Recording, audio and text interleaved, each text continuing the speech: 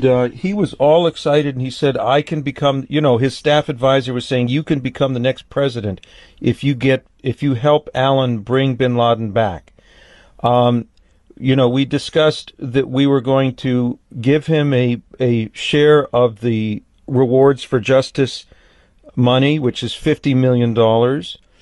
He was all excited, but then he said twice, he said, I cannot ask permission from Leon Panetta to work with you to get bin Laden out of Iran, but I can ask my good friend Leon Panetta if he has any objections.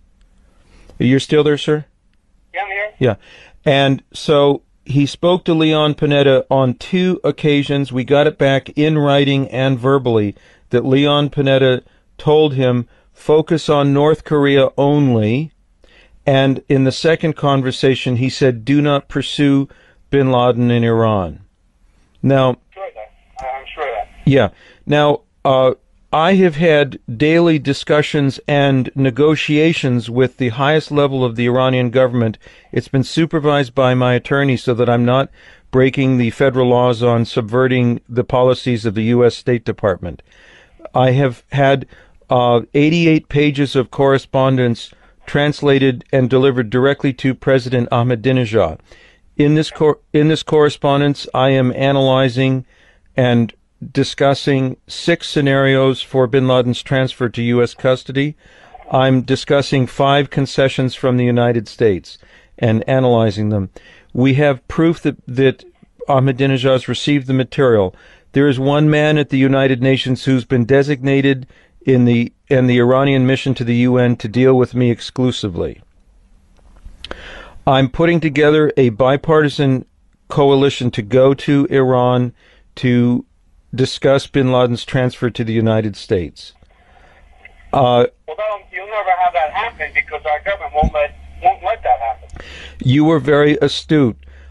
Yesterday I had a conference call with Senator Susan Collins' people, and it included Brandon Milhorn, who's on the Senate Homeland Security and Government Affairs Committee, also Robert Strayer and Molly Wilkinson. My request to Collins is that we get Collins and Lieberman and you to accompany us to the Oval Office to tell the president that this is a ticking time bomb, and if they will not, that he's got to designate you and Susan Collins and Lieberman to negotiate with Iran.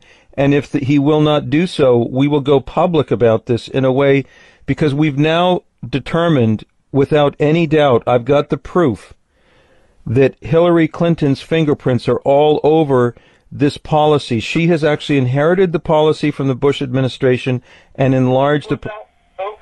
Hillary Clinton. Oh, Hillary, yeah. There were 3.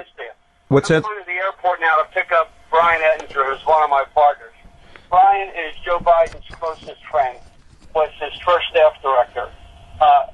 Wait till I pick him up. I would ask you to call me back. Let me have a conference call with Brian in the car with you. I'm in my car, just myself. And I'll have Brian, he just called me, which means he landed. So I'll have him in the car in 15 minutes. You want me to call you in 15 minutes, sir? Call this number back and you'll be with myself and Brian Ettinger. Okay. Ettinger is Biden's closest friend. He meets with Biden monthly. He was his first legislative director, and he's an attorney. More importantly, Brian is the unpaid chairman of the interagency organized crime task force for the U.S., which he does for Biden, which means he works with all of our agencies. And Biden sends him on secret missions, the most recent of which was to Pakistan, without the State Department involved. Now, you can't mention that while I have Brian on the phone, but I'm telling you that to give you an idea of who he is. Yes, sir. So call me back, and he just called, so he's probably getting off the plane now. Give me 15 minutes and then call back. Very good. I will call you in 15 minutes, and also, sir, privately between us, if we can work out a cooperative agreement, I will share a significant percentage of the rewards for justice. I've always said that. And you know, Alan, let me say this. You told my daughter it was about money. It's really never been about money. I had my daughter's house invaded by the FBI. You've never had that done. They did that to my daughter that you talked to 2 weeks before my election, and they never talked to her. And that intimidation and that threat, I know they've talked to you, but you've never had that done publicly. That was done to me. Yes. My book will be out this year, which is being written by a U.S. attorney. Yes. 23, who is Brian Ettinger's best friend, because he wants to bring out the truth, which is going to rock this country to its roots. So that's been my concern all along. The 5-year statute on being able to do anything against me ends this year. I'm a big supporter of you, sir, and I never wanted to offend anybody, and forgive me for calling your daughter. No, I thought you talked to her, but, you told her that it was about money. My daughter's house was raided by the FBI 2 weeks before. That's what it's about. I see. It's about me not wanting my family abused. I understand, yeah. They never talked to her. Yeah. They raided her to create an incident to get me out of office. Yes. Partly because I was dealing with you. I don't know. Well, I know the CIA set me up because I know the names of the people in the agency from other friends. So it's not, obviously I can't work for free, but it's more about my stability and my security and my family's security. But let me have this call with Brian.